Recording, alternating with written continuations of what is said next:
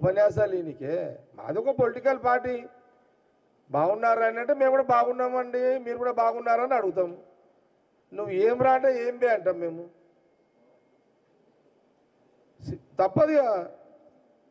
CM Revanth రెడ్డికైనా, నాకైనా, మా మంత్రులకైనా, మా లీడర్లకు కాంగ్రెస్ తప్పదు.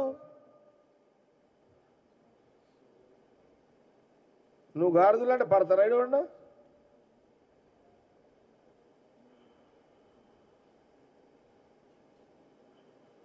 అందుకే ముఖ్యమంత్రి రేవంత్ రెడ్డి గారిని నేను చాలాసార్లు అన్నా, ఆయన గీకుడు ఎందుకు, తనిపించుకుడు ఎందుకు అన్న నేను. గోకుడు ఎందుకు, తనిపించుకున్నాడు ఎందుకు? మీరు కూడా అండి అని పిలవండి. సీఎం రేవంత్ రెడ్డి ఏమండి ఎట్లున్నారండి అని మాట్లాడు, ఆయన కూడా బాగుండండి అంటాడు. ఆయన మీరు కూడా బాగున్నారండి అంటాడు సీఎం రేవంత్ రెడ్డి గారు కూడా. తిట్ల పురాణం ఖాందాన్ మీది. ఇక దానికి విరుగుడు తిట్లే. ఇక మీరు ఒకటి తిడితే, కాకపోతే మీరు ఒకటి తిడుతున్నారు, మేము 10 తిడుతున్నాం. తప్పదు. మళ్ళా నువ్వు కంట్రోల్ కావాలంటే మేము 10 తిట్టాల్సిందే. నిన్ను ఇక తెలంగాణ ప్రజలు కూడా గమనించుండేది.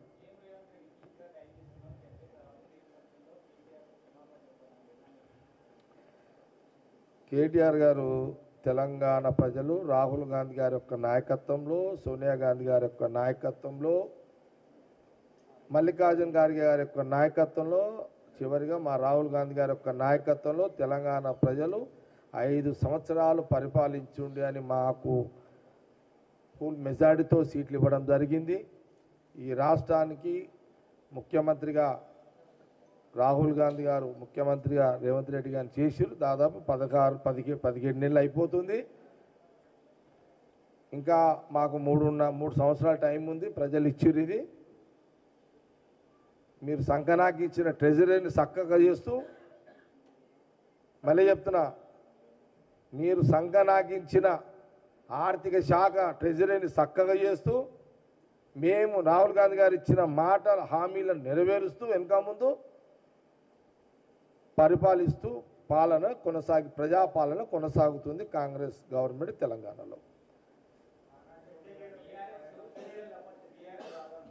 మళ్ళీ చెప్తున్నా, అమెరికాలో కొలువు చేసినావు, చదువుకున్నావు, చదివితే మంచి కొలువు చేసినావు, 10 ఏళ్ళు పాలన చేసినావు, 4 సార్లు ఎమ్మెల్యే చేసినావు, అసెంబ్లీలో కూర్చోవాలా, కళ్ళు కాంపౌండర్లో కూర్చొని చర్చకు రమ్మనాలా. చదువు రానోడు కళ్ళు కాంపౌండ్కు రా అంటే అర్థం ఉంది. కానీ నువ్వు చదువుకొని 4 సార్లు ఎమ్మెల్యే చేసి 10 ఏళ్ళు పాలన చేసి నువ్వు ఆ పార్కు, ఇందిరా పార్కుకు రా, వెంగళరావు పార్కుకు రా. ఏంది ఇది? బాధ్యతారహితమైన మాటలు కేటీఆర్ మాట్లాడుతుంటే దీనికి ఏమో చిన్నపిల్లల వ్యవహారం అయిపోయింది ఇదంతా. అరే ఏంది?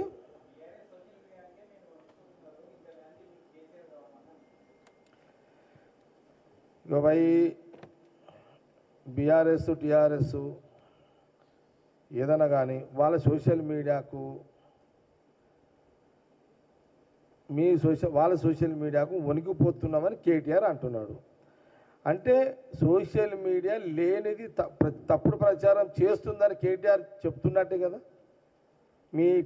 మీ బీఆర్ఎస్ సోషల్ మీడియా తప్పుడు ప్రచారం చేస్తుంది అని నీ నోటి నుంచే వచ్చేసింది. అదిగా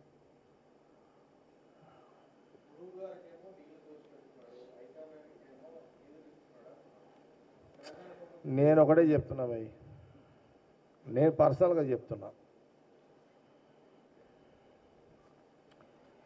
పైసలు ఆడిస్తున్నాడు, ఈడిస్తున్నాడు అని నైతికంగా అడిగే హక్కు కేసీఆర్ ఫ్యామిలీకి లేదు.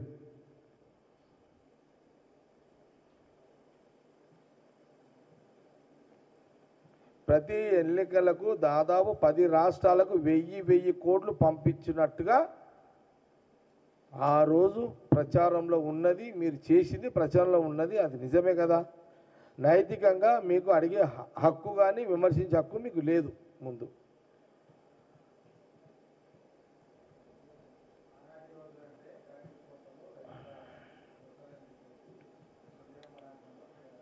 నేను యాక్చువల్గా అప్పుడప్పుడు కొంత, ఇప్పుడు కాదు,